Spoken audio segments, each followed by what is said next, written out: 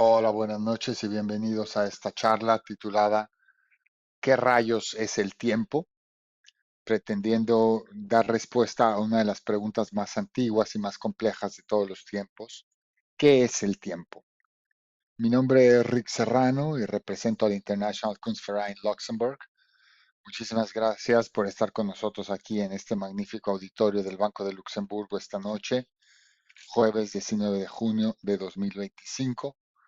Muchas gracias por acompañarnos. Bueno, pues esta es la cuarta charla, la cuarta conferencia de este año en nuestro programa 2025.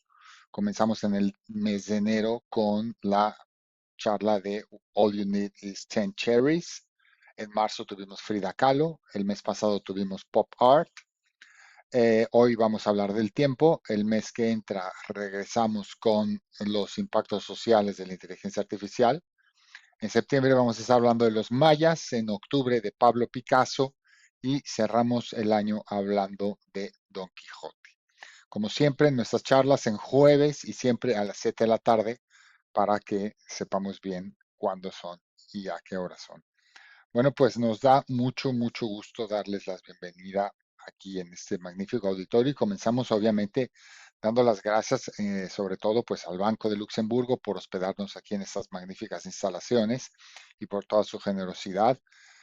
Pido especialmente un aplauso para Pierre Alborn, Manon Feider, Aurelia Zancanelo y todo el equipo de los eventos y de manera absolutamente especial a Hisham Tuami, que está allá atrás arriba en la cabina de operaciones, que es quien hace posible toda la parte técnica de esta conferencia. Es una gozada verdaderamente trabajar con Hisham.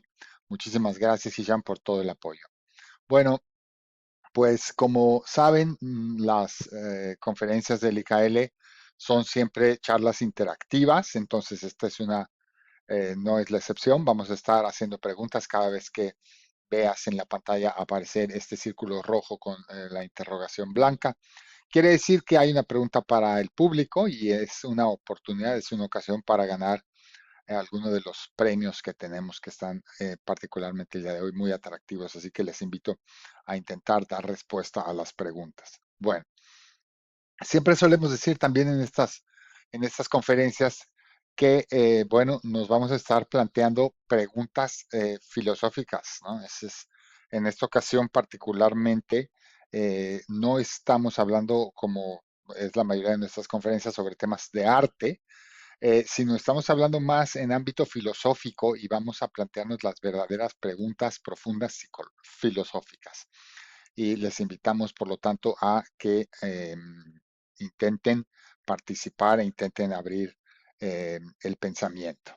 Bueno, importantísimo aclarar, como siempre, que nuestras charlas no tienen un carácter académico, no tienen un rigor académico, ni ese es su objetivo.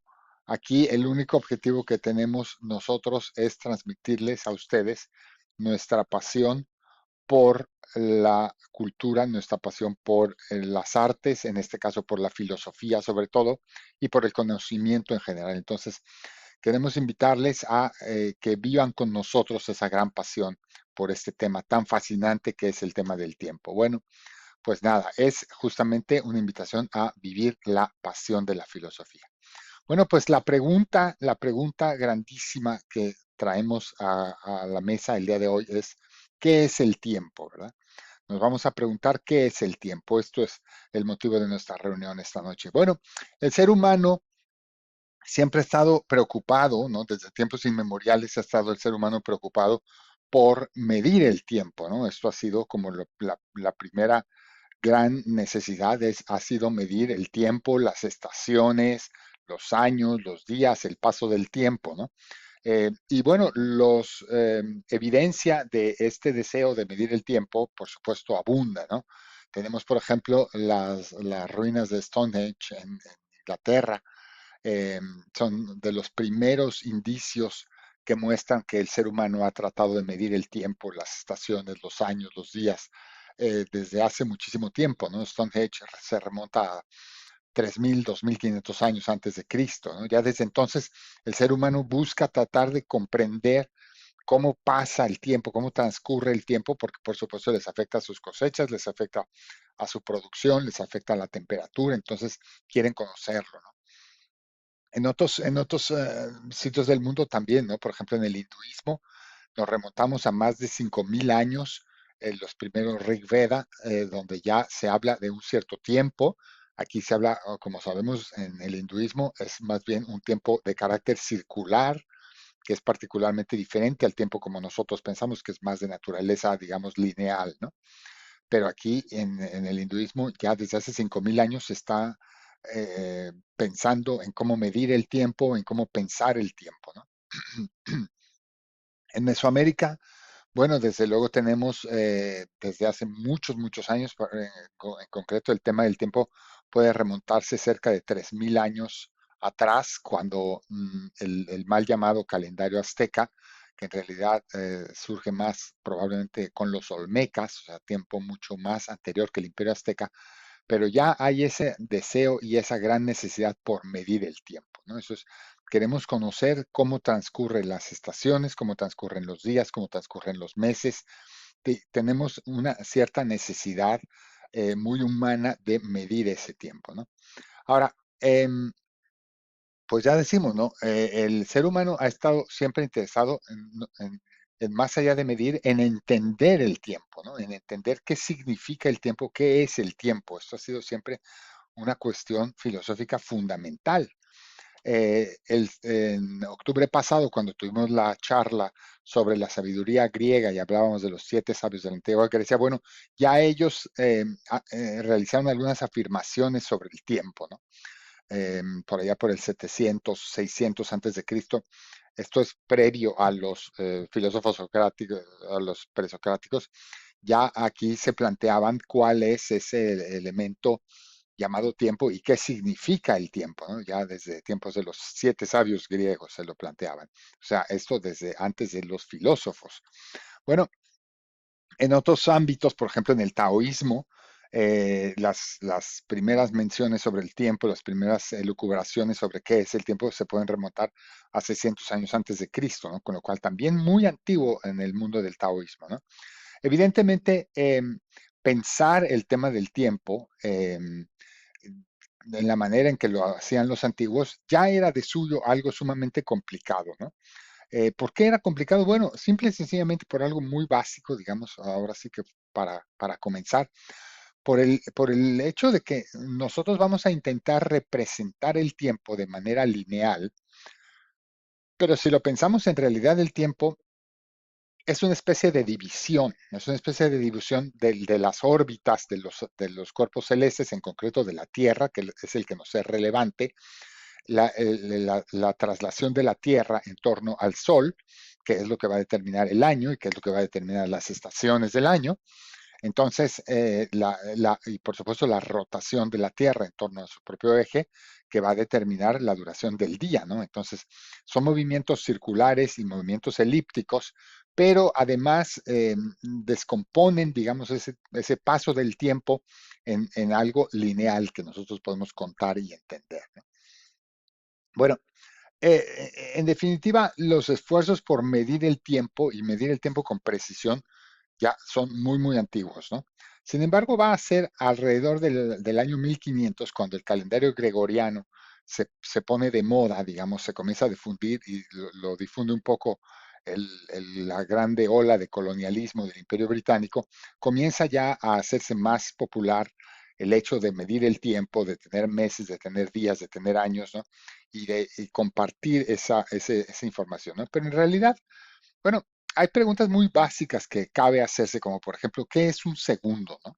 Nuevamente, ¿no? Porque decimos, bueno, ¿cómo vamos a medir el tiempo? ¿Cómo vamos a medirlo? Pero además, ¿cómo vamos a definirlo con precisión, ¿no? Para poder decir que un segundo dura tanto para mí, un segundo dura tanto para ti, pues debería de medir lo mismo, ¿no? Para que pudiéramos utilizarlo, para que pudiéramos comunicarnos, ¿no?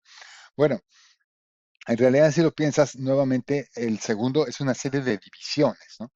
El segundo es tomar un año, o sea, el tiempo que tarda la Tierra en darle la vuelta al Sol, ¿no? Lo vamos a dividir en 365 y un cuarto, ¿no? Que son los días del año, y luego lo vamos a dividir entre 24 y luego 24 horas y luego lo vamos a dividir entre 60 minutos finalmente para dividirlo entre 60 segundos, ¿verdad? Eso es literalmente lo que es un segundo. Pero realmente, ¿cómo podemos contar ese segundo con precisión, ¿no? Y sobre todo, ¿desde cuándo es que necesitamos tanta precisión? Porque una cosa es que yo puedo decir, bueno, la primavera empieza más o menos aquí, termina más o menos allá, puedo programar mi cosecha, el otoño empieza más o menos aquí, más o menos allá, pero en realidad, ¿desde cuándo tenemos necesidad de la precisión? Bueno, la necesidad de la precisión del tiempo se comenzó a hacer patente por allá por los años 50, cuando los grandes redes de ferrocarril comenzaron a requerir tener una coordinación mucho más precisa, ¿no? Y entonces ahí ya el ser humano dice, bueno, tenemos que tener relojes más precisos. Como todos sabemos, los relojes son realmente una cosa muy antigua, que se remonta a los babilonios, se remonta a los egipcios, ¿no? Ellos ya tenían relojes de sol, tenían relojes de agua, tenían relojes de arena, ¿no? Pero es más tarde, realmente muchísimo más tarde, cuando comienza a tener importancia el ser mucho más precisos, ¿no? Va a ser alrededor de los años 20, 30 del siglo pasado, que el ser humano comienza a utilizar relojes de cuarzo, ¿no? Porque el cuarzo comienza a ser un material que vibra, pero vibra de manera más constante, más permanente, ¿no? Entonces, a diferencia de un péndulo que obviamente puede tener diferencias, ¿no? A diferencia por ejemplo, un reloj de arena o de agua que puede tener diferencias, o de una clepsidra o de un reloj solar, ¿no? Se dieron cuenta que ciertos materiales vibraban, ¿no? Y con esto podían medir el tiempo de manera mucho más precisa.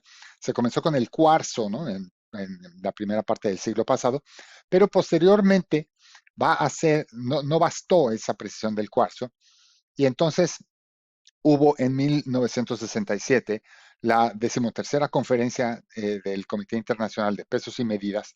Son quienes se van a reunir y van a decir, bueno, ¿qué hacemos para determinar cuánto mide un segundo? De tal suerte que todos midamos los segundos con la misma precisión y de tal suerte que sobre ese segundo se construya todo lo demás, todo el edificio del tiempo, ¿no? Bueno, pues dijeron, bueno, había muchas medidas, muchas ideas para medir el tiempo con precisión, pero definitivamente decían, bueno, debemos de escoger algún elemento de la tabla periódica de los elementos que sea el que vibre de manera más constante, ¿no? Y entonces se hicieron muchos estudios, se hicieron muchos análisis, y el ganador fue el átomo de cesio.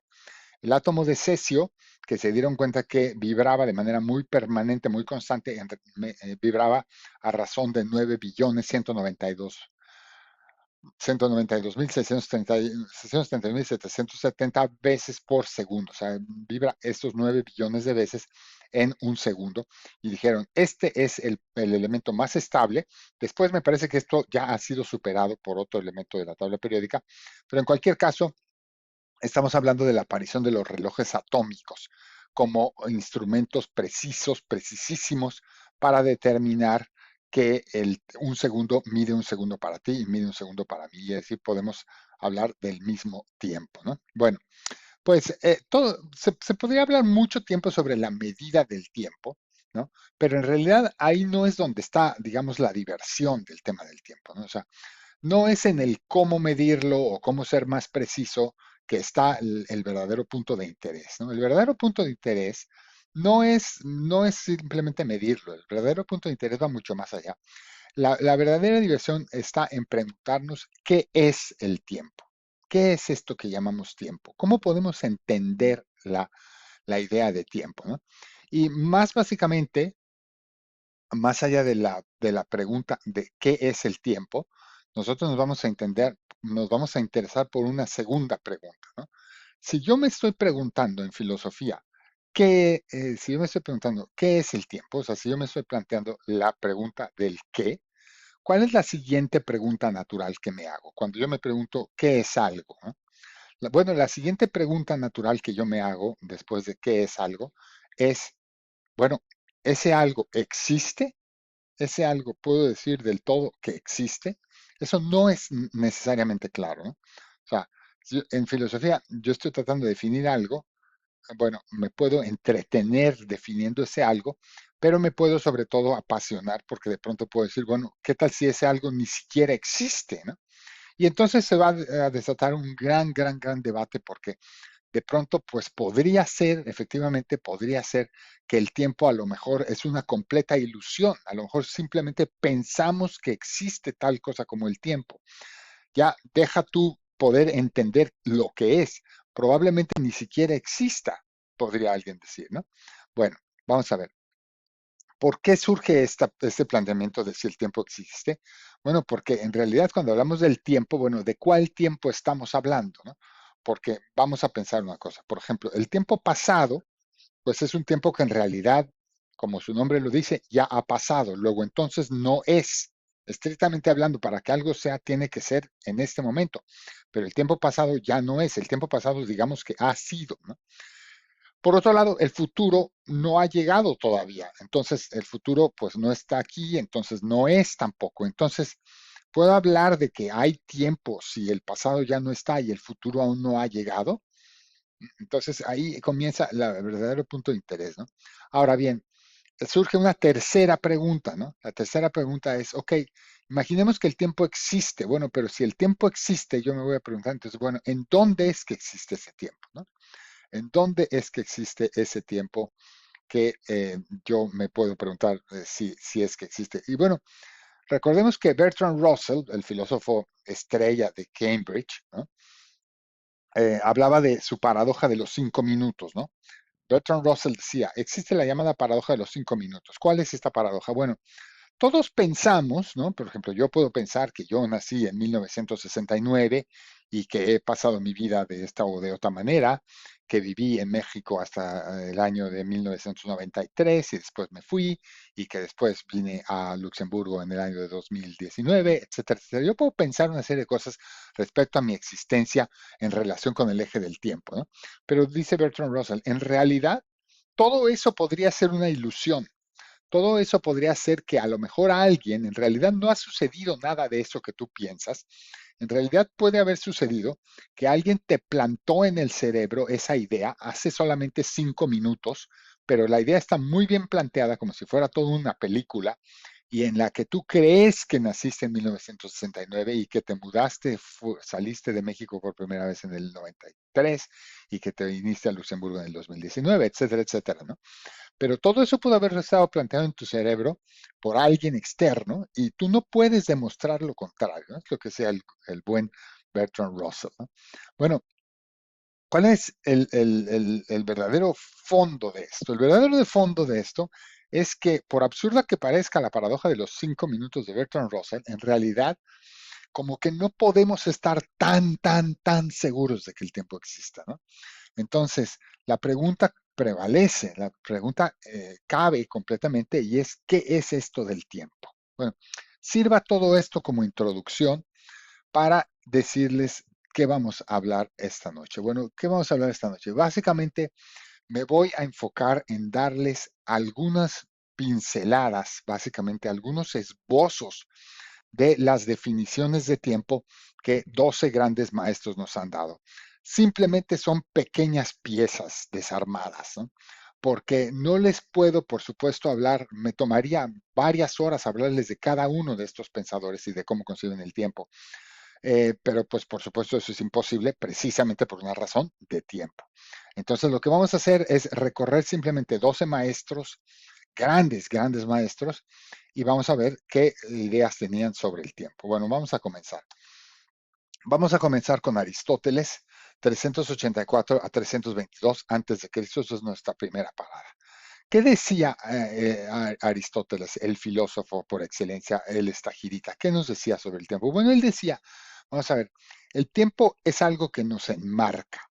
El tiempo es algo que nos envuelve, es algo que nos rodea, ¿no? Así como esta bailarina que está ahí rodeada por su tutú cuando gira, pero también rodeada por los espejos del salón de clases, ¿no? Es esta, ¿vale? Está como en el tiempo nos rodea, el tiempo nos circunda, ¿no? El tiempo nos circunscribe, esto también es importante, no solamente nos rodea, sino que nos circunscribe, esto es diferente. El tiempo está alrededor de nosotros, pero cuidado que con este circunscribe también nos está determinando un cierto límite. Yo me muevo, justamente yo me muevo ahí donde me ha circunscrito el tiempo, ¿no? ¿Qué más dice Aristóteles? Bueno, nos va a decir, a ver, el tiempo no es el movimiento. Eso es importante aclararlo, dice Aristóteles. El tiempo no es el movimiento, pero sí que tiene algo que ver con el movimiento. Así como está esta bailarina que está moviéndose, ¿no? En varias etapas y le hemos tomado varias fotografías. Bueno, justamente algo de concepto de tiempo lo puedo deducir gracias al movimiento, pero no es lo mismo, nos dice Aristóteles. Aristóteles va a decir, el tiempo es algo que conecta lo que ha ocurrido con lo que va a pasar. Bueno, entonces algo que conecta, una especie de conector, ¿no? Que nos habla de algo que ya ha sucedido con algo que va a suceder.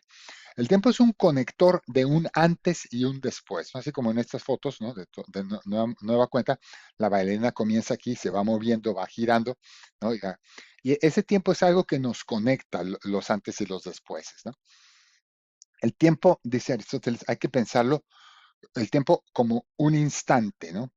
Un instante que además es como un vértice, como un vortex, ¿no?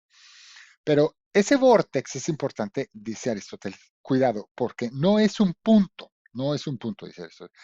Ese es más que nada una línea, es como una línea. Ojo, no es un punto, él es muy específico en esto. Entonces dice, ese, ese sentido de flecha del tiempo, ¿no? Aquí se va a introducir el concepto de flecha del tiempo, ¿no? Es esa línea, que no es un punto, es algo que nos conecta, sí, pero, y sí un vortex, pero más de naturaleza lineal, ¿no? Entonces, aquí con esto, la pregunta cambia dramáticamente, ¿no? Porque entonces, ok, estamos circunscritos en el tiempo, pero aquí en filosofía nos va a surgir una pregunta muy, muy, muy importante. Cuando decimos que estamos circunscritos en el tiempo, ¿no?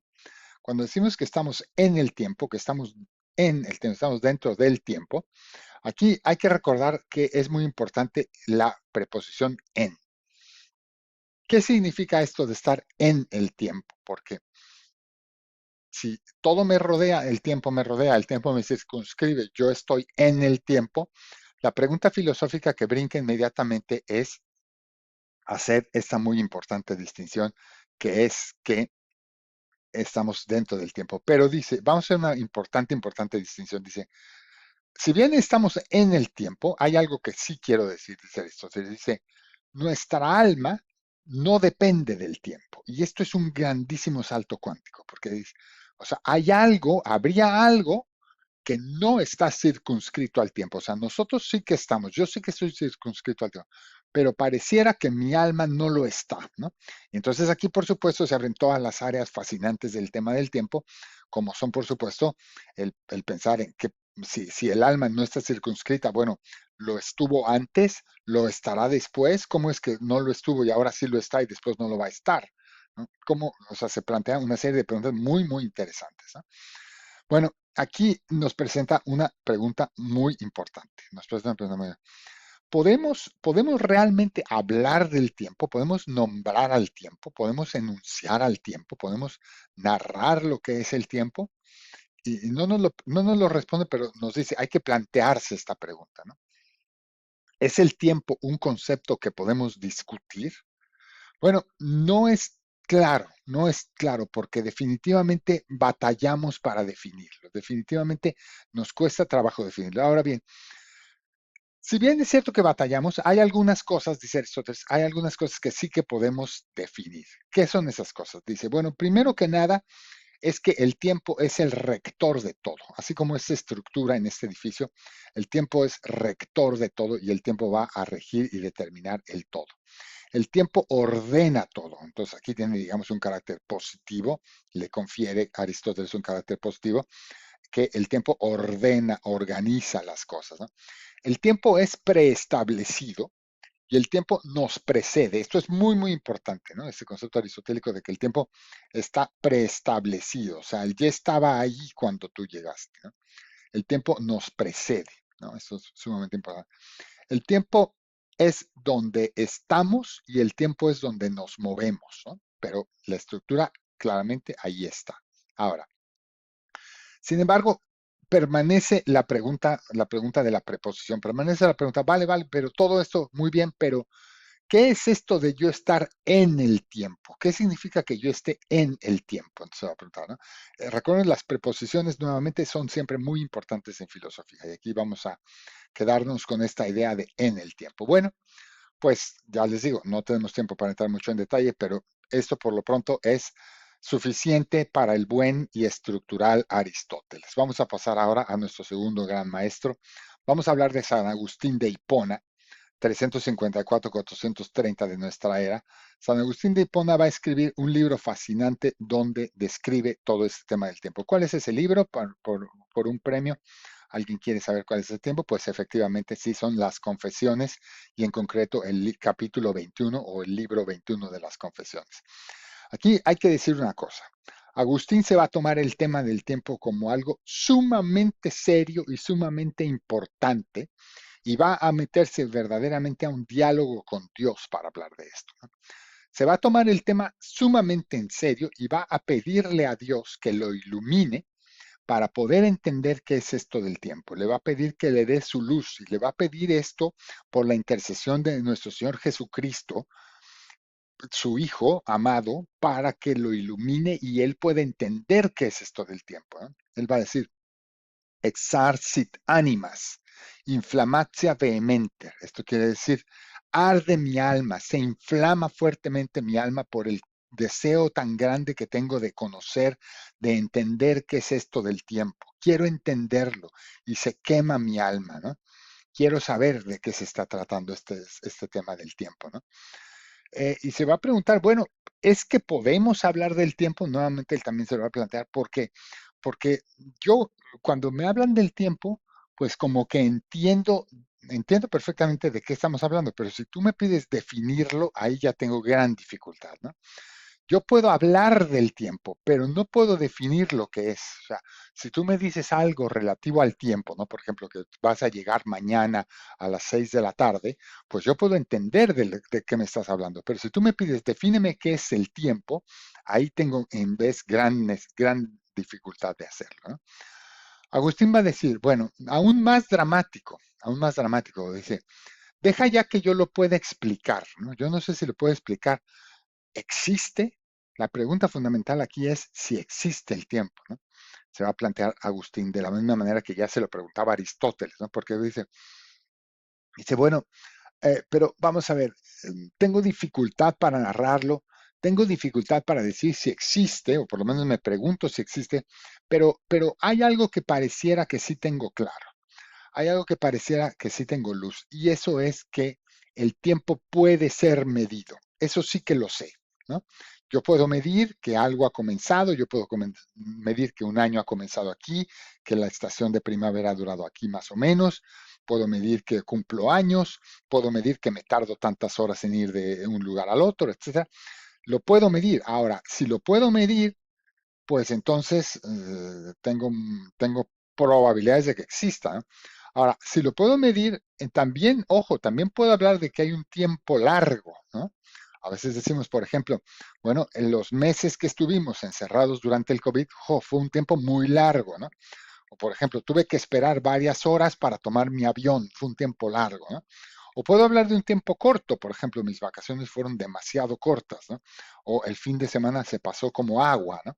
Entonces yo puedo hablar de él, ¿no? Puedo hablar y puedo hablar de un tiempo largo y puedo hablar de un tiempo corto, ¿no? O sea, pero en realidad dice Agustín, pero ¿de qué tiempo estamos hablando? Vamos a ver, ¿de qué tiempo estamos hablando cuando hablamos del tiempo? Porque pareciera que hay diferentes tiempos, ¿no?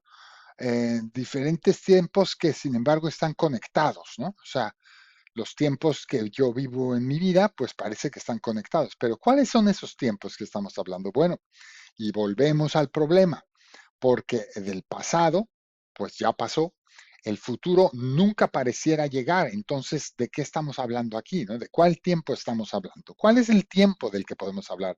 Y le pregunta él a Dios, Dios, explícame por favor, ¿no? Entonces él va a decir, bueno, aquí parece que el presente es lo que cuenta, ¿no? Aquí parece que el presente es lo que cuenta porque en realidad algo pasa entre ese pasado que ya pasó y ese futuro que no ha llegado, aparentemente hay algo, ¿no? Y ese algo podría ser un presente, pero ese presente no es un microsegundo, porque de alguna manera yo lo vivo, ¿no? Entonces él le va a llamar, eso es una especie de distensión, él le va a llamar distencio. Algo como que se alarga, como que se elonga, donde lo puedo yo percibir. Dice, bueno, la narrativa del tiempo es definitivamente difícil, ¿no? La narrativa del tiempo me presenta un problema. Ahora bien, yo tengo, sin embargo, una cierta capacidad interna de entenderlo, una cierta capacidad de entender de qué estamos hablando. Sin embargo, el tiempo tiene un carácter un tanto intangible, ¿no? Como ya decíamos, no sé cómo describirlo, no lo puedo decir tampoco, ¿no? Pero dice Agustín, hay dos cosas que sí que me doy cuenta que están claras y que existen, y son la memoria y la expectativa. La memoria de algo que ha pasado y la expectativa de algo que va a suceder, ¿no? Por ejemplo, la memoria de algo que sucedió, por ejemplo, en mi infancia, que duró una cierta temporalidad, etcétera, ¿no? Eh, Hasta existen tiempos de verbo hechos especialmente para eso, ¿no? Y hay cosas que no han ocurrido, pero que yo puedo anticipar, ¿no? Por ejemplo, yo puedo anticipar la salida del sol. Si me levanto al alba, ¿no? Antes de que salga el sol y estoy contemplando el horizonte, puedo ver cómo poco a poco se acerca el momento de la salida del sol, ¿no? Y no ha llegado la salida del sol, pero yo comienzo a sentir ya su anticipación, ¿no? Es ese awaiting, ¿no? Ahora, dice, el tiempo tiene un cierto carácter que huye, ¿no? Es como, yo sí tengo esa memoria y esa expectativa, pero el tiempo como quiera tiene este carácter de algo que se nos escapa, que huye, ¿no?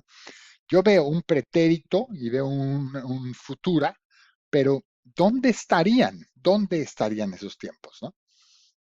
Ahora, definitivamente San Agustín vuelve a recalcar el concepto de que el tiempo nos envuelve, de que el tiempo nos circunscribe, de que el tiempo nos rodea, ¿no? Pero tiene, sin embargo, este carácter de un tiempo que se nos escapa, que se nos va entre las manos, como dice la canción, ¿no? Se nos escurre entre las manos ese tiempo, ¿no? No lo puedo detener. El tiempo, entonces, va a introducir este concepto de que el tiempo que yo percibo, ¿no? Que no es ese pasado que ya ha terminado, ni ese futuro que aún no llega, ese tiempo que yo percibo, ese tiempo en el cual me distiendo, es una especie de partículas fugitivas. Es como si fueran unas partículas fugitivas. Lo llama en latín fugitivis particulis agitur. Se trata de partículas fugitivas. Fugitivis particulis agitur. Y entonces yo intento asirlas, pero no puedo. Yo intento detenerlas, pero ellas inevitablemente caen en el pasado. Bueno, dice aquí, lo que importa, lo que nos debe importar es sentir el flujo del tiempo. Es sentir el flujo del tiempo. Eso es lo que nos debe de importar, dice San Agustín. Lo que nos va a importar es nuestra voluntad, nuestra intención de asir el tiempo, de detener, no de detener en el sentido de que se detenga, sino de asirlo por un momento, ¿no? Y dice, es importante nuestro deseo y nuestra intención, la llama intentio, ¿no? En latín, ese intentio es lo que cuenta, ¿no? Y va a decir, ahora, nuestro deseo, nuestra intención, es lo que le importa a San Agustín. Lo que importa es preguntarme a mí mismo por el pasado o por el futuro del tiempo. Bueno, dice él, ¿existen? Pero, ¿y si existen? ¿En dónde existen? La siguiente pregunta es, ¿en dónde existen? ¿No? Porque si yo me pregunto en filosofía si algo existe y concluyo que aparentemente sí existe, me debo de también preguntar, bueno, ¿en dónde existe esa cosa? ¿No? ¿En dónde existe? Pues ahí no nos queda tan claro dónde está el pasado o dónde está el futuro, ¿no? Pero dice, por lo tanto, me debo de preguntar más sobre el presente, ¿no? Porque el presente como que tiene más oportunidades de que yo lo pueda llegar a asir en un momento dado.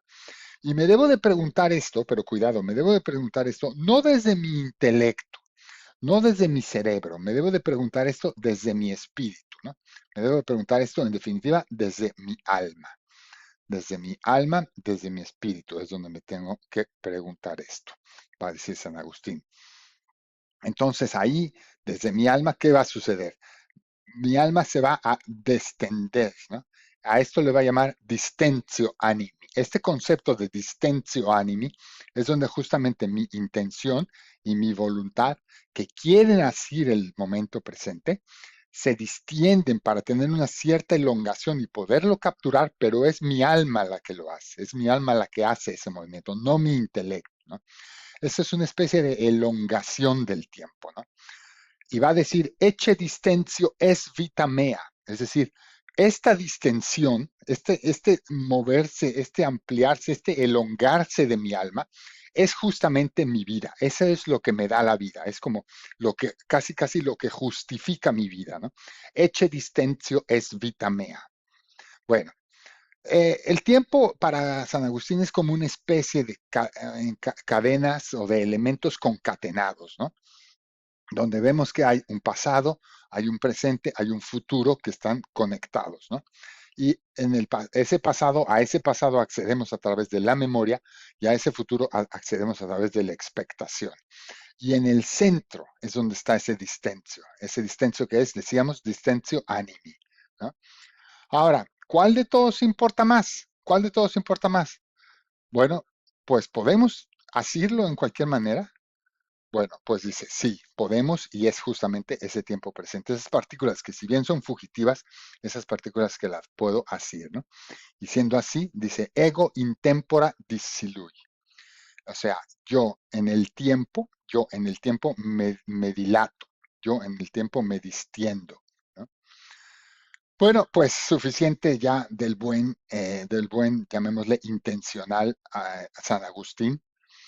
Muchas gracias por escuchar esta parte de San Agustín. Vamos a pasar al tercer pensador, brevemente, Isaac Newton, 1643-1727. Estamos dando un grandísimo salto en el tiempo, obviamente, pero es que es muy importante tocar a Newton brevemente. Bueno, Newton va a llegar con una narrativa muy diferente. Él va a decir, a ver, vamos a comenzar por aclarar algo. El tiempo no depende del individuo.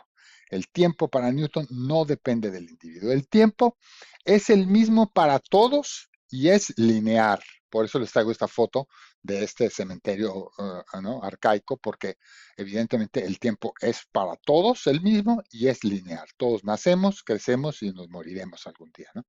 El tiempo sucede en una especie de perfecta rigidez, ¿no? Es un estado incambiante, es un estado que ahí está y no cambia, ¿no? Es una especie de un marco rígido, ¿no? El tiempo y el espacio son dos cuestiones absolutas, va a decir Isaac Newton, ¿no? El tiempo es universal y es el mismo para todos. ¿Qué implica que el tiempo sea universal y que sea el mismo para todos? Bueno, pues esto implica que el tiempo pasa a una velocidad constante. El tiempo lleva una frecuencia constante y vamos pasando todos a esa velocidad constante, como que vamos marchando a ese ritmo del tiempo, ¿no? ¿Y esto qué implica? Bueno, implica que el tiempo pasa igual para todos. Fíjate cómo es radicalmente diferente de lo que decía San Agustín, ¿no? El tiempo pasa independientemente para todos, ¿no?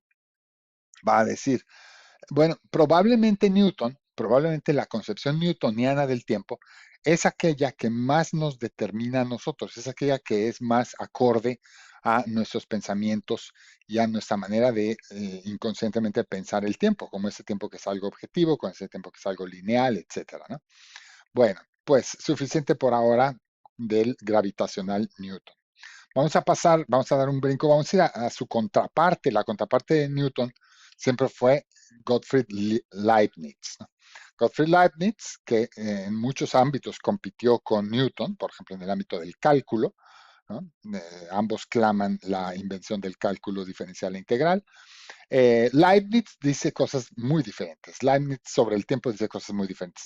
Leibniz dice, no, cuidado, el tiempo es algo relacional, o sea, el tiempo es algo que me conecta, es algo relacional. El tiempo es la medida del cambio. El tiempo es una medida, ¿no? Entonces, ¿una medida de qué? Una medida del cambio. Aquí cabría preguntarse, bueno, pero ¿y si las cosas no cambian, entonces no hay tiempo? ¿Verdad? Y ahí queda una especie de laguna a esta pregunta o a este planteamiento leibniziano. Bueno, él dice, el tiempo no existe en sí mismo. El tiempo no existe en sí mismo. Dice, el tiempo no es completamente independiente de mí. O sea, yo tengo que ver con el tiempo, ¿no? Entonces, por primera vez, alguien nos va a meter fuertemente que la existencia del tiempo, en cierta manera, está ligada, está conectada o está por lo menos de alguna manera relacionada con mí, porque no soy completamente independiente del tiempo. Bueno, es solo una pequeña píldora de el buen relacional Leibniz. Vamos a pasar ahora a nuestro quinto pensador, un pilar en el tema del tiempo, Emmanuel Kant, 1724-1804. Immanuel Kant, que además, como sabemos, era sumamente disciplinado, siempre vivió en la misma ciudad de Königsberg, en Alemania, era tan rígido en sus hábitos, en sus costumbres, que incluso decían que pasaba por la plaza del pueblo todos los días exactamente a la misma hora. Se decía que incluso la gente ponía a tiempo su reloj dependiendo de cuándo pasase Kant por la plaza del pueblo, porque siempre era exactamente a la misma hora, ¿verdad? Como si tuviera casi un reloj atómico. Bueno, pregunta, ¿en qué obra se encuentra el conocimiento de Kant en el tema del tiempo? Si alguien sabe. Bueno, pues exactamente se encuentra en la crítica de la razón pura de 1781, ¿verdad? Bueno, pues Kant, ¿qué nos va a decir? Kant nos va a decir, el tiempo es un marco objetivo independiente de mí.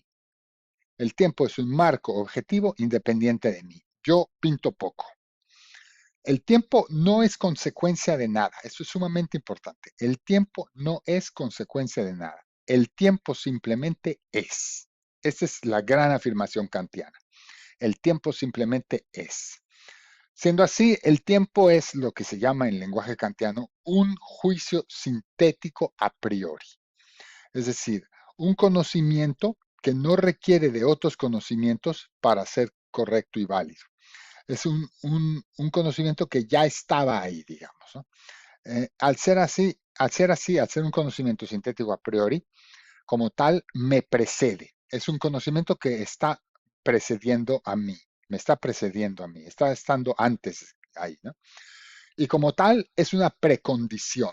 Es decir, así como este apartamento donde está el sol entrando y de pronto yo llego a ese apartamento vacío, bueno, digamos, el tiempo ya estaba ahí, es una precondición. Cuando yo llego a la fiesta ya estaba andando, ¿no? Cuando yo me vaya de la fiesta va a continuar andando. Bueno, ahora él se pregunta, bueno, pero ¿cuál es la naturaleza del tiempo? Imaginemos que, ok, por supuesto, para Kant ni siquiera se plantea la pregunta de si el tiempo existe, por supuesto, el tiempo existe para Kant, ¿no? Dice, pero vale, ya que el tiempo existe, ¿no? ¿Cuál es su naturaleza? ¿Cuál es la naturaleza del tiempo? Y él va a decir, bueno, vamos a ver. Primero que nada, solo hay uno y un solo tiempo. No puede haber dos, no puede haber tres, no puede haber el tuyo y el mío, no. Solo hay uno y ese único tiempo es el único que vale. Ahora, ¿cómo es ese tiempo único? Dice, bueno, el tiempo es infinito y no tiene límites. Es infinito y no tiene límites. El tiempo no tuvo un comienzo y no tendrá un fin, ni aquí, ni allá, ni en ningún punto. Entonces, nada de que como San Agustín se preguntaba, oye, bueno, Dios creó el tiempo, así que, ¿qué hacía Dios antes de que inventara el tiempo? Y ese tipo de planteamientos no existen, ¿no? Incluso Kant, pues estaría naturalmente en contra de algo así como el Big Bang o cualquier teoría de estas, ¿no? O teorías del fin del universo, en fin, porque para él el tiempo no tiene ni un comienzo ni un fin, en ningún punto, en ningún punto. Es algo infinito, como un poco este dibujo pretende representar. Kant nos va a decir también, el tiempo es lineal y es irreversible. Ya, lo que sucedió, sucedió, es irreversible. El tiempo es un a priori, y es un a priori que es la condición de todos los fenómenos, ¿no? Un poco como estos clavos que te encadenan y que te dejan ahí firme. El tiempo es una condición a priori de todos los fenómenos para Kant, ¿no? Todo está subordinado al tiempo. No hay de que yo me salvo, no hay de que alguno se salva. Todo está subordinado al eje del tiempo. Obviamente y evidentemente yo estoy subordinado al tiempo, nos va a decir Kant. Sin embargo, hay que decir una cosa. el tiempo solo puede ser percibido en función de otras cosas. Para yo entender el tiempo, tengo que ponerlo en función de otras cosas. Eso sí que lo necesito. Fíjate qué gran adelanto. O sea, dice, el tiempo es completamente independiente, el tiempo es una priori, el tiempo es una precondición, pero para yo poderlo entender, el tiempo lo tengo que poner en función de otras cosas, eso sí. ¿No? Como esta gota de mercurio que es grande, que está en función de otras más pequeñas. ¿No? Y dice, podemos hablar de también algunas características del tiempo, ¿no? Por ejemplo, con todo lo que hemos dicho del tiempo, hay tres cosas que sin embargo podemos también añadir. Dice, por ejemplo, existe algo como la permanencia, ¿no? Hay cosas que pueden permanecer en el tiempo, pero existe también la sucesión. Un evento puede suceder a otro y a su vez a otro y a otro y a otro. Pero también hay la simultaneidad. Dos eventos pueden suceder simultáneamente, ¿no? Entonces, fíjate cómo tiene toda una naturaleza del tiempo que hay que describir, ¿no? Bueno, dice, sin embargo, hay una cosa muy importante. Si bien es cierto que el tiempo es a priori, si bien es cierto que el tiempo es independiente, que no tiene fin ni límite ni nada, dice, sin embargo, hay algo que Kant va a llamar la self-afección. O sea, es como la autoafectación, como el autoimpacto, ¿no? El tiempo algo me toca, digamos, el tiempo algo me afecta. Eso sí, o sea, no es que yo estoy totalmente independiente del tiempo. Yo soy afectado por el tiempo, ¿no? Eso se llama self-afección. Es lo que conecta a mí y al tiempo, ¿no? En ese sentido, el tiempo es como una especie de escenario, como un teatro, ¿no? Imagínate un poco un teatro, ¿no? Ahí shakespeariano, donde el tiempo es ese teatro y tú estás dentro. O sea, tú sí que estás dentro del teatro, estás en el escenario, pero el tiempo estaba ahí cuando tú ya llegaste, ¿no? De ahí viene, ¿no? Todos jugamos un rol en ese stage, como diría el gran Shakespeare, ¿no? Bueno, pues estas son algunas pinceladas del disciplinado Kant. Vamos a pasar a nuestro siguiente pensador. Nuestro sexto pensador, Edmund Husserl, padre de la fenomenología, 1859-1938. Ya nos estamos acercando al momento presente. Aquí, bueno, Husserl va a decir grandes cosas del tiempo. Es un pensador sumamente brillante en materia del tiempo. Él va a decir, bueno, el tiempo debe ser estudiado como una componente experiencial. Mi experiencia es importantísima. Yo tengo una cierta conciencia íntima del tiempo. O sea, ahí es como esta silla que está en esta habitación donde yo me voy a sentar. Yo voy a jugar un rol muy importante en el tiempo. Nada de que, como dice Kant, que el tiempo es totalmente independiente de mí. No, aquí lo que cuenta es la parte experiencial mía, ¿no? Va a decir Husserl. Él va a decir, lo que importa es como tú experimentas el tiempo. Eso es lo que importa. No importa cuál es el tiempo, ni la exactitud del tiempo, ni la infinitud del tiempo, ni la simultaneidad del tiempo. No, lo que importa, dice Husserl, es cómo tú estás experimentando tu tiempo. Dice, lo que importa del tiempo no es independientemente de nosotros y nosotros no somos independientes de él, ¿no? Lo que importa es justamente esa dependencia, ¿no? El tiempo que importa, el tiempo que nos importa, ¿no? A propósito de los tiempos, qué tiempo, presente, pasado, futuro, etcétera. El tiempo que nos importa no está fuera de nosotros. El tiempo que nos importa está muy conectado con nosotros, ¿no? La importancia de mis aprehensiones del tiempo, ¿no? Lo que mi conciencia percibe, lo que mi sentimiento siente, valga la redundancia, lo que mi sentimiento siente con relación al tiempo, eso es lo que importa, ¿no? Por eso te pongo esta fotografía de este cultivo donde el tractor ha pasado, ¿no? Ha dejado su huella. La aprehensión que yo tengo del tiempo, eso es lo que importa. Y Husserl, como buen filósofo alemán, va a estar inventando palabras, ¿no? Los filósofos nos gusta inventar palabras. Él va a hablar de lo que se llama el objeto del tiempo, das Zeitobjekt. Das Zeitobjekt, ¿qué es? Es el tiempo que yo siento. Das Zeitobjekt no es el tiempo cualquiera, es el tiempo que yo siento. Ahora, ¿qué hay de este pasar del futuro que viene, que pasa, que cae al pasado, etcétera? Dice, bueno, dice Husserl, sí, efectivamente eso sucede, ese paso del futuro al presente, al pasado, esa caída al pasado, efectivamente sucede, pero es muy importante decir que ese paso es un paso suave, es una transición suave, como no como cosas separadas o partículas separadas que caen, sino más a lo mejor como un flujo de agua que es continuo, ¿no? Es un flujo que al caer va cayendo de manera continua, de manera suave, no es un flujo ruptura. Esto dice muy importante Husserl, no es un flujo ruptura, ¿no? Él va a hablar, como le importa mucho lo que cada uno de nosotros piense del tiempo y sienta del tiempo, va a hablar de una cosa que en alemán le llama Inneres Bewusstsein, o sea, la conciencia interna. Mi conciencia interna de que el tiempo existe, ¿no? Le va a llamar Zeitbewusst, o sea, el ser consciente del tiempo. Zeit es tiempo, Bewusst es consciente. El ser consciente del tiempo es lo que le va a interesar. Y dice ahora, ¿cómo nos vamos a dar cuenta de que el tiempo existe? ¿Cómo nos vamos a dar cuenta de que efectivamente el tiempo existe y de que estamos conectados con el tiempo? Dice, a través de una cosa que él llama die Ausschaltung, o sea, la desconexión.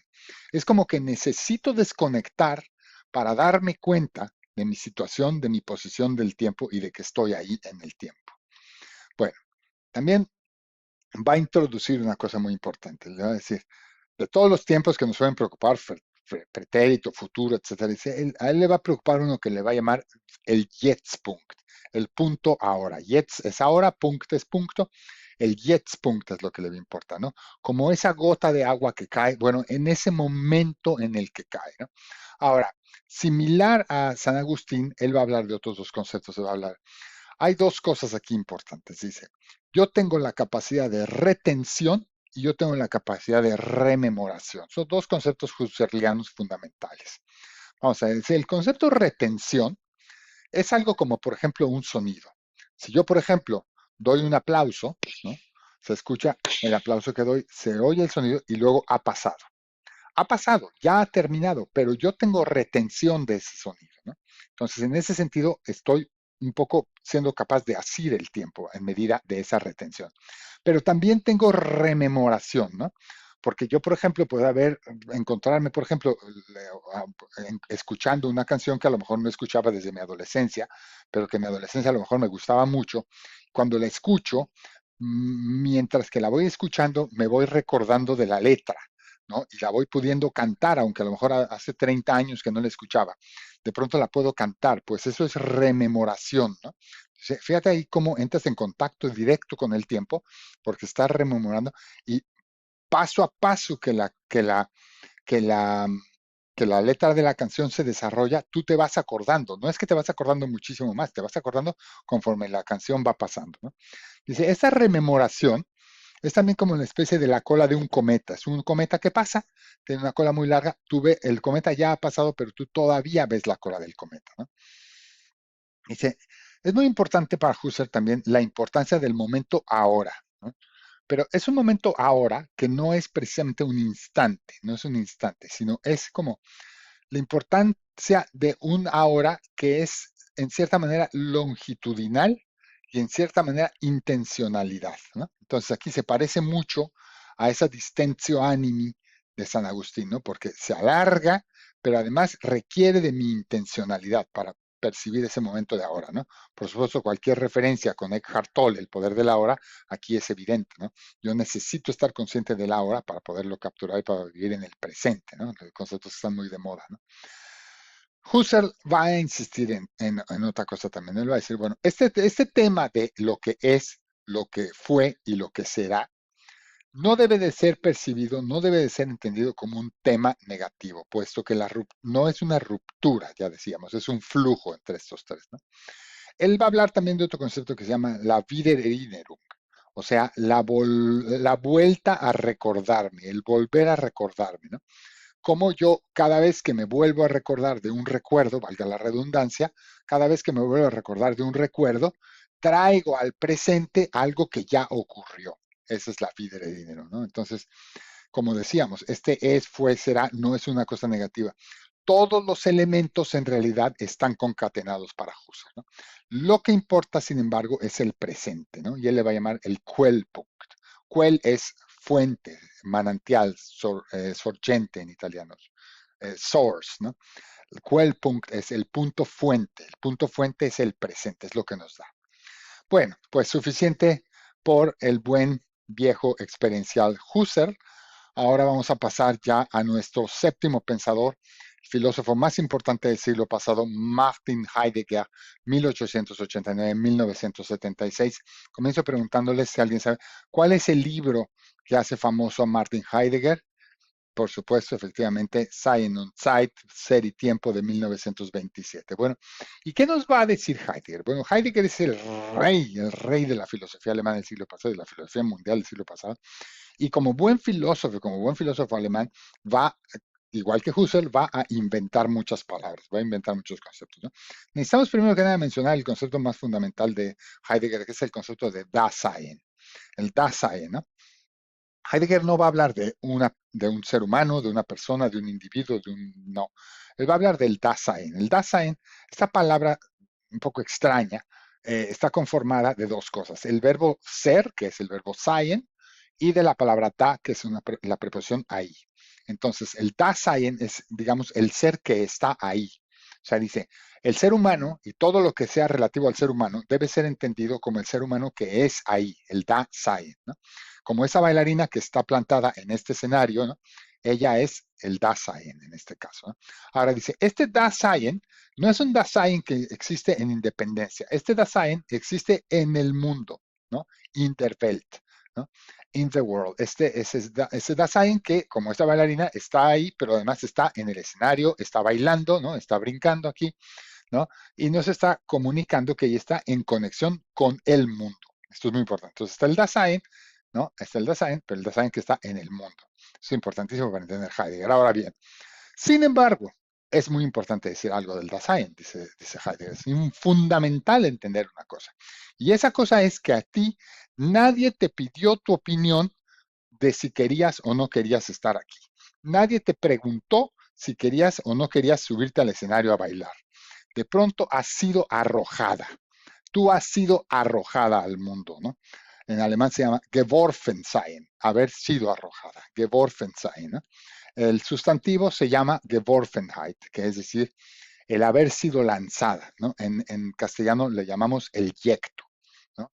El haber sido aventada al escenario, ¿no? Así como que de pronto, ¡pum!, te das cuenta que estás ahí. Bueno, pues este Dasein, que es en el mundo, que ha sido aventado ahí porque nadie le pidió su opinión, ese es el que va a ser el sujeto de Heidegger para todas sus explicaciones y, por supuesto, para la conexión entre ser y tiempo. Lo que importa aquí es establecer el vínculo, es tender el puente entre el ser y el tiempo, ¿no?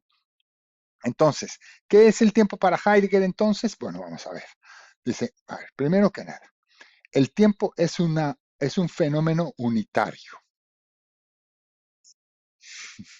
No queda muy claro qué es esto, ¿verdad? Pero bueno, es un fenómeno unitario. Es un fenómeno unitario que, ¿qué? Es un fenómeno unitario que es como un futuro que habiendo sido, se hace presente. Repito, es un futuro que habiendo sido, se hace presente. Ese es el fenómeno unitario, dice. Dice, no debemos hablar tanto del tiempo, cuando debemos hablar de la temporalidad. En alemán le llama Zeitlichkeit, ¿no? Se mete esta palabra, la Zeitlichkeit, ¿no? La temporalidad traducida, mal traducida temporalidad, pero más o menos algo como algo relativo al tiempo, ¿no? Y bueno, él va a decir, bueno, el tiempo definitivamente, y aquí va a concordar con muchos de los anteriores, el tiempo es algo que nos envuelve, ¿sí? El tiempo es algo que nos engloba, es algo que nos abraza, ¿no? El tiempo es una envoltura envolviente, ¿no? Heidegger también va a usar mucho estas expresiones reiterativas, ¿no? Como por ejemplo va a decir más tarde que la nada nadea, ¿no? Bueno, pues aquí también va a decir, el tiempo es una envoltura que nos envuelve, ¿no? Para decir cómo verdaderamente estamos imbuidos, estamos verdaderamente sumergidos en el tiempo, ¿no? Bueno, este tiempo y esta envoltura es fundamental, es una cuestión estructural fundamental del Dasein. El Dasein no está fuera del tiempo, el Dasein está, así como está en el mundo, está en el tiempo, está dentro de esa envoltura, ¿no? Ese Dasein, que ya decíamos literalmente es el ser ahí, está dentro del tiempo. Ahora bien, ¿cómo o por qué esto importa? Si es que esto importa, ¿por qué esto importa? Bueno, volvemos al problema inicial. Volvemos al problema inicial y esto es, tenemos tres malditos tiempos, ¿no? Tenemos el pasado, el presente y el futuro. Y entonces volvemos al maldito problema de que el pasado ya pasó, por lo tanto no es, por lo tanto no puedo decir que eso es el tiempo, o el futuro que aún no ha llegado, por lo tanto no es, por lo tanto no puedo decir que es el tiempo, y el presente que se me escapa muy rápido porque son estas partículas fugitivas o porque es este flujo que se me va, etcétera, etcétera. Entonces volvemos a la misma situación. ¿Cómo la resolvemos? Dice Heidegger. Dice, ¿cómo la resolvemos? ¿Cuál de los tres tiempos va a ser el que nos importe? ¿El pasado, el presente o el futuro? Se pregunta Heidegger. Pues dice, ni el presente ni el pasado son los más importantes de los tiempos. Dice, la respuesta es el futuro. El futuro. Y no porque sea futurista el señor, no porque sea siglo XX futurista, no, no, no, no por la ciencia y la tecnología, no. ¿Por qué es así? Dice, bueno, por una cosa muy básica, por la preocupación, por la angustia, por el estar consternados. Pero yo te pregunto, ¿preocupación, consternado, angustiado? ¿De qué? ¿De qué? Bueno, pues él dice, de la muerte. El hombre, no dice el hombre, dice, el Dasein es un ser para la muerte, zum Endesein. Existes y por lo tanto morirás. Existo y por lo tanto moriré. Desde el primer momento en que tuve conciencia de ser, desde el primer momento en que tuve conciencia de ser Dasein, desde el primer momento en que me doy cuenta que soy y que soy ahí, Dasein, en el mundo, in der Welt, y de que me doy cuenta de que he sido aventado ahí al escenario, que nadie me preguntó mi opinión, desde el momento en que me doy cuenta irremediablemente de que existo, pero me doy cuenta irremediablemente de que me voy a palmar un día. Me doy cuenta irremediablemente que voy a dejar de existir un día. Y por lo tanto, solo el futuro puede contener posibilidades. Los otros tiempos no deben importarme. Los otros tiempos no deben importar. Solo el futuro puede permitirme pensar el tiempo, ¿no? Porque solo el futuro es un vehículo que puede canalizar mi angustia, mi pensamiento y mi preocupación. Solamente con el futuro debo de pensar el tiempo, ¿no? Esa angustia que tengo de estar en este escenario, solamente la puedo entender y explicar en función del futuro. Por lo tanto, el futuro es la única cosa que puede proyectar al Dasein y por lo tanto el futuro es la única cosa que debe de importar al Dasein. Bueno, pues esto es Heidegger. Esto es del aventado Heidegger, ¿no? Bueno. Pues estamos llegando hacia el final, pero aún nos queda un poco. Tenemos que decir algo de Albert Einstein. Y digo algo porque yo casi no puedo decir nada de Albert Einstein porque es sumamente complejo, ¿no? Y por supuesto no pretendería yo entenderlo. Entonces, solamente les voy a decir alguna cosilla, probablemente errada incluso, ¿no? Pero vamos a ver. Bueno, Albert Einstein va a hablar del tiempo en dos obras fundamentalmente. La electrodinámica de los cuerpos en movimiento de 1905 y los fundamentos de la teoría general de la relatividad de 1916, probablemente es la obra más famosa, ¿no? Einstein, básicamente, bueno, antes que él, ¿no?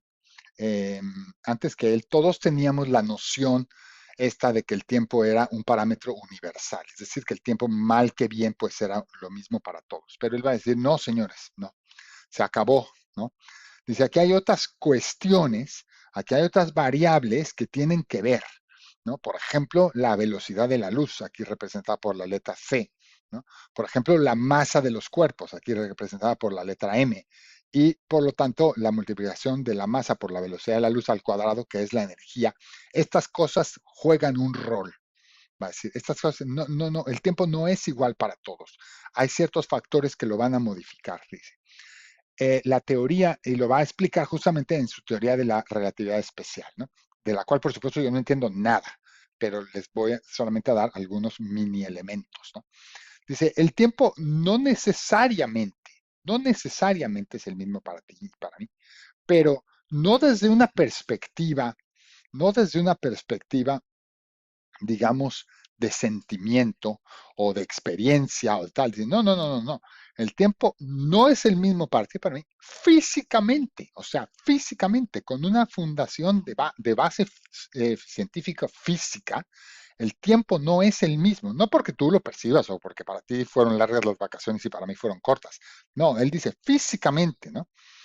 De ahí va a salir la famosa paradoja de los gemelos, ¿no? Que dos gemelos, uno se va al espacio, uno se queda en la Tierra y cuando vuelven uno es más viejo que el otro. O sea, físicamente.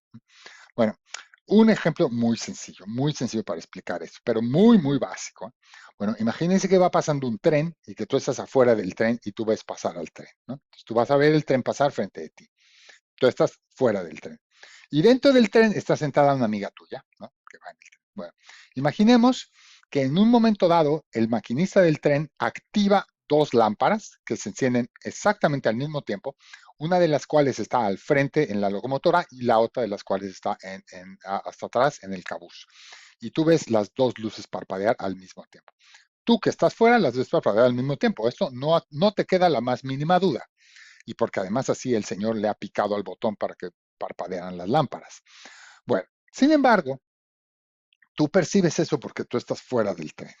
Tú estás viendo ambas luces así. Sin embargo, tu amiga que está sentada dentro del tren, el cual va en movimiento, aquí cambia todo, ¿qué sucede? Ligerísimamente, como ella va viajando hacia adelante, porque el tren va viajando hacia adelante, la luz que está al frente de la locomotora, esta le va a llegar, vamos a decir que le va a llegar a ella una fracción pequeñísima de tiempo antes de lo que le va a llegar la luz que está atrás, porque ella se está, digamos, alejando de la luz de detrás y se está acercando a la luz de adelante. O no al foco, ojo, no al foco, sino a la luz, que no es lo mismo. Entonces aquí es donde de pronto tenemos dos tiempos ligeramente diferentes, pero diferentes físicamente para dos personas, dependiendo de su posición, dependiendo de si van en una velocidad o no van en ninguna velocidad, ¿no? Y entonces de pronto, esta es la relatividad, ¿no? Ninguno está equivocado, porque ¿quién puede decir que esté equivocado? ¿El que va en el tren o el que está abajo del tren? Pues ninguno, ¿no? Realmente ninguno. Todo depende de la posición del observador, depende de la velocidad del observador. ¿Esto nos lleva a qué? Esto nos lleva a que, estrictamente hablando, cada momento podría tener una hora diferente para ti y una hora diferente para mí. Y esto, señores, es dramáticamente diferente, radicalmente diferente, ¿no? Y esto es lo que se llama la relatividad, de la simultaneidad de la relatividad, ¿no? Entonces, esto francamente va a ser algo muy, muy distinto. Bueno, también aquí se va a empezar a ver el tema del espacio-tiempo combinados en una sola unidad, ¿no? Anteriormente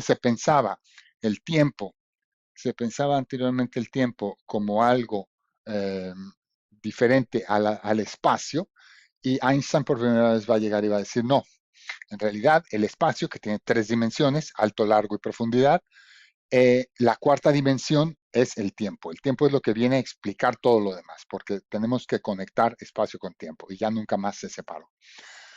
El presente no es un momento o no es un tiempo, digamos, que tenga particular significado para Einstein. Dice, el pasado, el presente y el futuro existen de la misma manera, dice Einstein. No debemos de ponerle etiqueta a uno de más importante que al otro. Dice, el tiempo y el espacio son modalidades por las cuales podemos pensar el tiempo, pero no son condiciones en las que vivimos, no son condiciones en las que vivimos. O sea, el espacio y el tiempo no es que nos condicionen, simplemente son modos en los que nosotros podemos pensar el tiempo. Aparentemente, por lo tanto, el tiempo depende del individuo, pero no del individuo como persona, sino de su posición en el espacio y tiempo y de su eventual velocidad, ¿no? El tiempo es una combinación, ¿no? Combina tiempo con el espacio, ¿no? Y el espacio-tiempo es lo que importa, ¿no? Nosotros, en cuestión de espacio, es muy claro que nosotros podemos movernos en varias direcciones, a lo largo, a lo ancho, a lo alto, y que podemos desandar lo andado, podemos regresar, ¿no? Pero en cambio en el tiempo no. En el tiempo solo nos podemos mover en una dirección. Y esta es siempre hacia adelante. No hay reversa en el tiempo, ¿no? La flecha del tiempo es una flecha y no podemos ir hacia atrás, ¿no? Entonces aquí, pues estamos de nuevo a la pregunta, ¿no? Si el tiempo podría de pronto llegar a ser una ilusión, ¿no? Este tiempo que de pronto ahora se hace distinto físicamente para dos o más personas, bueno, entonces el concepto de tiempo podría ser una ilusión, pues ese es un planteamiento que nos hacemos, ¿no? Y por lo tanto, recordamos al buen Bertrand Russell, ¿no? Recordamos a Bertrand Russell con su paradoja de los 5 minutos. Y bueno, el tiempo se vuelve algo sumamente personal, ¿no? Después de Einstein, el tiempo se vuelve algo sumamente personal, ¿no? Es increíble, ¿no? El tiempo que me es completamente dependiente de dónde estoy y qué estoy haciendo, a qué velocidad voy, cuál es mi masa, en dónde estoy, etcétera, hace un tiempo muy diferente, ¿no? Entre más rápido se mueva un objeto en el espacio-tiempo o entre más lento se mueva un objeto en el espacio-tiempo, va a tener diferentes percepciones del tiempo físicamente para un observador que está fijo, ¿no? Esto es en un ultra resumen lo que nos diría Einstein, que repito, no pretendo yo entenderlo, solamente les traigo una pequeña probada de lo que es. Y este ha sido nuestro último filósofo y científico, Albert Einstein, porque de los nuevos no puedo hablar, aunque deberíamos de hablar, por supuesto, de Stephen Hawking y compañía, pero yo ahí ya no llego. Pero lo que sí les puedo decir es que, como ven, podríamos hablar durante horas sobre este tema del tiempo, ¿no? Podríamos enrollarnos y hablar durante horas, pero hay una cosa que debemos de decir antes de cerrar, y es que cuando la filosofía y la ciencia no son suficientes, cuando la filosofía y la ciencia no son suficientes, porque la filosofía ya es la madre de todas las ciencias, y la ciencia pues es la ciencia, pero cuando esas no son suficientes, ¿qué tenemos que hacer? ¿Qué debemos de hacer? ¿A quién debemos invitar a la fiesta? Pues debemos invitar ni más ni menos que a los poetas. Y aquí les traigo para cerrar tres grandes poetas. Vamos a comenzar primero que nada con Dante Alighieri. Dante Alighieri en El Paraíso, canto 33 nos dice: Nel suo profondo vidi che s'interna, legato con amore in un volume, ciò che per l'universo si squaderna, sostanze, accidenti e lor costume, quasi conflati insieme per tal modo che ciò ch'io dico è un semplice lume. Ahí tienen la traducción en inglés, pero pues muy difícil porque también es inglés antiguo, evidentemente es italiano antiguo, inglés antiguo, pero se los voy a desgranar rápidamente. Nel suo profondo vidi che s'interna legato con amore in un volume. Dante ve al tiempo y al espacio unidos en un instante único, pero mantenidos juntos por el amor divino. Eso es lo importante, mantenidos juntos por el amor divino. O sea, es el amor el amor de Dios el que le da sentido al tiempo. Ciò che per l'universo si squaderna, sostanze, accidenti e lor costume, quasi conflati insieme. Esto es como si fueran páginas regadas, ¿no? A través del universo y a través del tiempo, pero ahora están conjuntas en una eterna visión. ¿Eterna visión de quién? Obviamente de Dios, por eso estamos en el paraíso, ¿no? Como páginas de un libro, ¿no? Todos los eventos pasados, presentes y futuros, ahora se hacen visibles a una sola vez. Ojo, a una sola vez, no en secuencia, no en secuencia. El tiempo ya no es lineal. El tiempo ya no es lineal. Estamos en el cielo, estamos ante la eternidad, ¿no? Per tal modo che ciò che io dico è un semplice lume. Lo que Dante ve no es un complejo caos, no, es todo lo contrario. Es la eternidad de Dios, donde todo es uno, donde todo es simple y donde todo es un todo, ¿no? Es maravilloso. Dante no solamente habla en ese punto, en varios puntos de la Divina Comedia nos habla de esto. Un canto más. En el canto 17, colui che volse il sesto allo stremo del mondo, e dentro adesso diste, tanto oculto e manifesto, non può aver lo nostro mal in odio. ¿Qué quiere decir con esto? Dice, aquí Dante se está refiriendo a Dios, obviamente, ¿eh? Dios es el divino arquitecto quien ha creado el espacio y tiempo. Ojo, ojo, esto muchos siglos antes, 700 años antes de Einstein, ya dice Dante, Dice Dante, Dios, el divino arquitecto, ha creado todo, espacio y tiempo, ¿eh?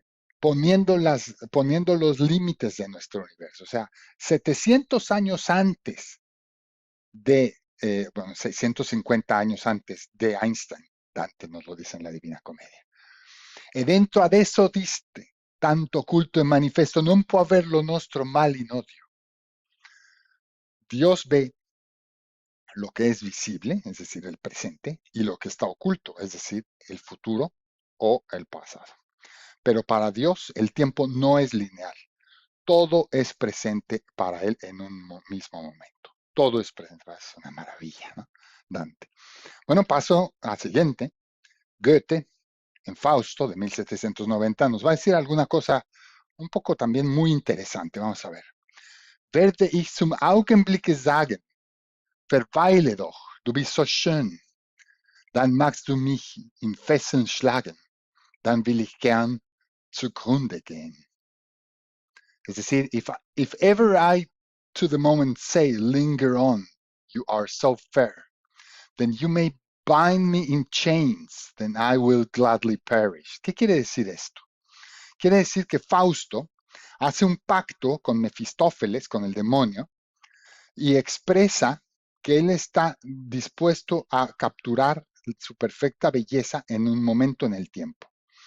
Y él va a estar dispuesto a intercambiar que el tiempo se detenga a cambio de su alma, a cambio de su alma, ¿no? O sea, el deseo humano, esto es lo que nos pone de manifiesto, es el deseo humano de retener ese momento del tiempo que se escapa aún al máximo costo posible, que es la salvación del alma. Es fascinante. Otra frase de Goethe. Die Zeit ist ein größer Lehrer, aber leider tötet sie die Schüler. El tiempo es un gran maestro, pero desafortunadamente mata a su alumno.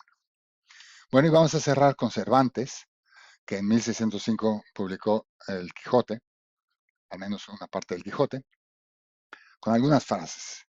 El tiempo es corto, las ansias crecen, las esperanzas menguan y todo esto vivo en deseo de vivir.